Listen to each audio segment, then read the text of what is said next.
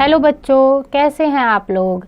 आशा करती हूँ कि आप सभी अच्छे होंगे। बच्चों, शुरू करते हैं आज का अध्याय। बकरी 2 गांव खा गई। प्रस्तुत पाठ में बताया गया है कि जिस राज्य का शासक लोभी, लालची और निरंकुश होता है, वहाँ की प्रजा कभी खुशहाल नहीं रहती। सब में असंतोष और भय व्याप्त रहता है, जबकि एक उदार और लोभहीन राजा के प्रति प्रजा के मन में प्यार समाया रहता है और वहाँ स्वर्ग सा सुंदर वातावरण बना रहता है। बच्चों, केवल घास पात खाने वाले पशुओं के नाम लिखिए। नीचे दिए गए स्थान पर आपको उन पशुओं के नाम लिखने हैं जो सिर्फ घास खाते हैं। आइए शुरू करते हैं कहानी। बकरी 2 गांव खा गई। हाय, बकरी 2 गांव खा गई। एक आदमी आगरा की सड़कों पर रोता चिल्लाता घूम रहा था। लोग आश्चर्य में थे कि भला बकरी गांव कैसे खा सकती है। आखिर यह खबर बादशाह अकबर तक पहुंची। बादशाह ने उसे दरबार में बुलाया। उस आदमी को उन्होंने देखते ही पहचान लिया। बादशाह को याद आया कि वे कुछ समय पहले आगरा के पास किसी गांव में गए थे। वे बहुत थक गए थे। यह आदमी उन्हें वहां गन्ने के एक खेत में मिला था। उन्होंने उससे कहा था, भाई, थोड़ा गन्ने का रस पिला सकते हो? हाँ, आप बैठिए, मैं अभी लाया। अकबर एक पेड़ की छाया में बैठ गए। वह किसान खेत में गया, एक गन्ना तोड़ा और एक बड़े लोटे में रस निकाल कर ले आया। अकबर ने गन्ने का रस पिया तो बहुत खुश हुए। अरे वाह, ऐसा रस तो हमने पहले कभी नहीं पिया। जी, और यह सिर्फ एक ही गन्ने का रस है क्या? एक गन्ने में इतना सारा रस? अकबर को आश्चर्य हुआ। मैं बिल्कुल सच कह रहा हूँ हुजूर। कमाल की बात है। ये हमारे बादशाह की नीयत का कमाल है जनाब। अगर उनकी नीयत ठीक ना हो तो गन्नों में रस ही ना निकले। अच्छा, कितना लगान देते हो? जी, लगान तो सिर्फ 25 पैसे ही देने पड़ते हैं।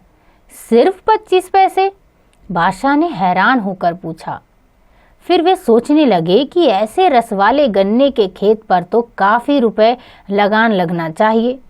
ठीक है, आगरा पहुँचते ही इसका लगान बढ़ा दूंगा।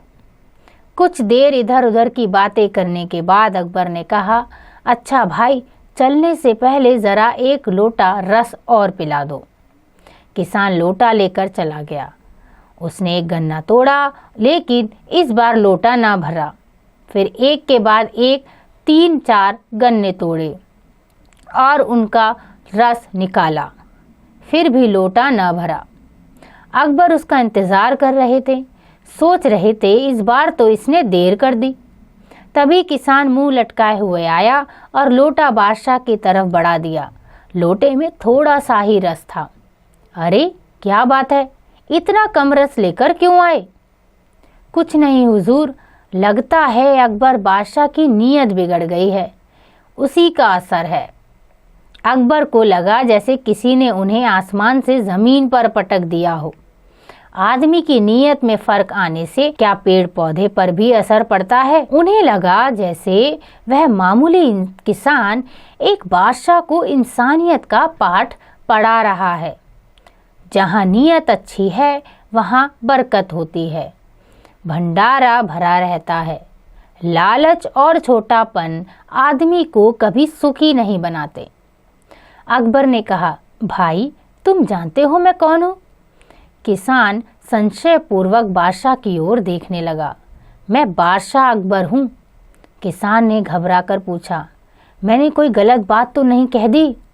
नहीं, तुमने मुझे वह बात सिखाई है जो बड़े बड़े विद्वान गुरु भी अपने शासकों को नहीं सिखा पाते। आज से तुम्हारे खेत का लगान बिल्कुल माफ किया। जाओ, इस बार लोटा भर कर रस ले आओ। किसान फिर से खेत में गया। इस बार फिर से एक ही गन्ने के रस से लोटा भर गया। वह खुश होकर दौड़ आया। उसने लोटा आगे बढ़ा दिया।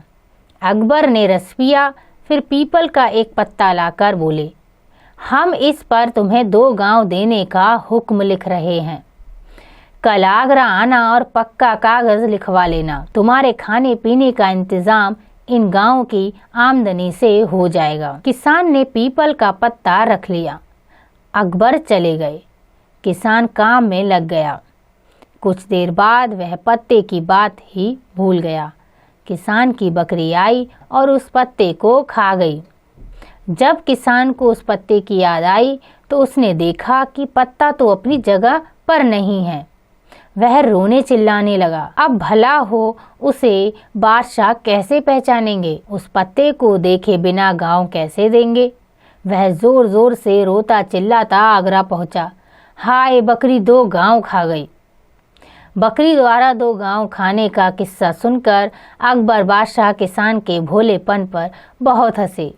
उन्होंने फिर उसे 2 गांव देने का हुक्म लिख कर दिया और जाते जाते सावधान किया, इस बार इन गांव को बकरी से बचाना। सारा दरबार कह कहो से गूंज उठा। बच्चों, ये कहानी लिखी है हरि कृष्ण देवसरे जी ने।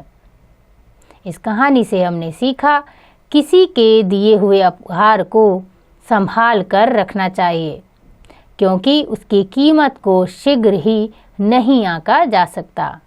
मतलब जब भी आपको कोई उपहार दे, कोई भेंट दे, उसे अवश्य संभाल ले, क्योंकि उस उपहार का शीघ्र ही हमें नतीजा नहीं मिलता। आने वाले समय में उस उपहार का एक अच्छा फल हमें प्राप्त होता है। आशा करती हूँ कि आपको यह अध्याय समझ आ गया होगा। इसका अभ्यास आप स्वयं कीजिएगा।